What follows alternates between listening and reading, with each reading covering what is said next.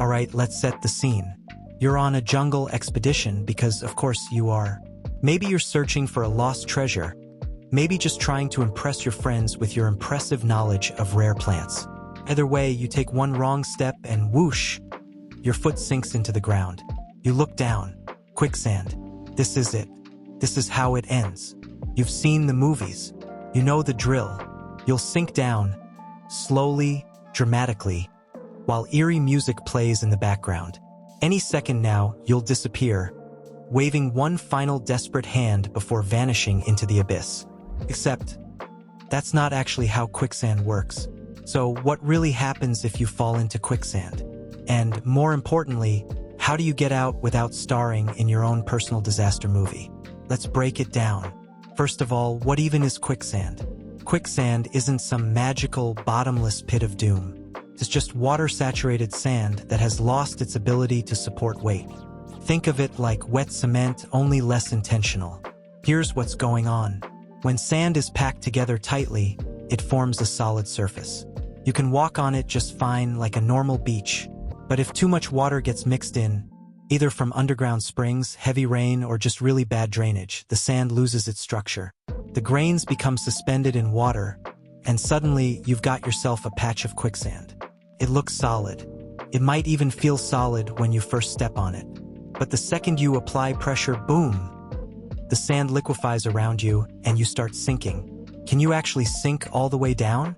Short answer? No. Long answer? No, but let's talk about why. The biggest myth about quicksand is that it's some kind of bottomless pit capable of swallowing you whole. But here's the thing, quicksand is denser than water. That means that while you might sink up to your waist or chest, you won't go under completely.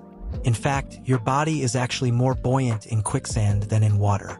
So unless you're carrying a backpack full of bricks, nature isn't just going to pull you under. That said, being stuck in quicksand is still a problem, especially if you panic. Why panicking makes it worse. Imagine you're in a pool, floating on your back. Relaxed, easy, no problem. Now imagine you suddenly start thrashing around like a fish on a caffeine high. What happens? You sink. The same thing applies to quicksand. The more you struggle, the more you force water out of the sand, making it even more compact around you. It's like trying to pull your feet out of wet cement. So, rule number 1 of surviving quicksand? Don't panic. Which, I know, is easier said than done when you're knee-deep in what looks like a death trap.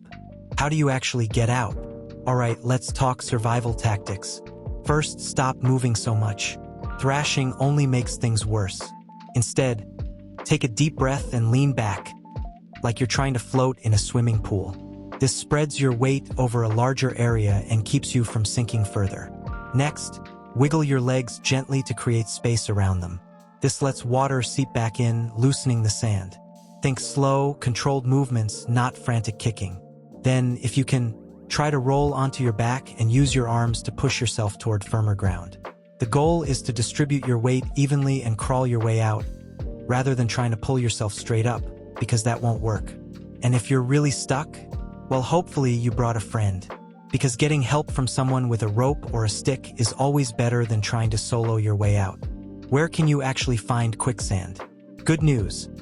Quicksand isn't lurking around every corner, waiting to ambush unsuspecting hikers. It's actually pretty rare. You're most likely to find it in riverbanks, marshes and swamps, beaches with underground springs, tidal flats. And yes, Hollywood loves to put quicksand in jungles and deserts, but in reality, you're way more likely to encounter it near water. Has anyone ever actually died in quicksand? Here's the thing, quicksand by itself isn't deadly. What is deadly? The situations around it. For example, if you get stuck in quicksand near an incoming tide, that's a problem. Or if you're trapped in a remote area without help, exposure to heat or cold can become the real danger. But actual cases of people getting sucked under and disappearing forever? Nope, not a thing. So, should you be worried? Honestly, not really. Unless you spend a lot of time trekking through wet, sandy areas, your odds of running into quicksand are pretty low. And even if you do find yourself in one of those rare, I fell into quicksand moments, remember, you won't sink all the way. Panicking makes it worse. Slow, controlled movements will get you out. So, next time Hollywood shows someone disappearing into a quicksand pit like it's a horror movie, feel free to roll your eyes because now better. And if you ever do find yourself knee-deep in the real thing, at least you'll have a fun story to tell. If you enjoyed this wild thought experiment, don't forget to like, subscribe, and hit that notification bell so you don't miss the next deep dive into absurd science. Thanks for watching, and I'll see you next time.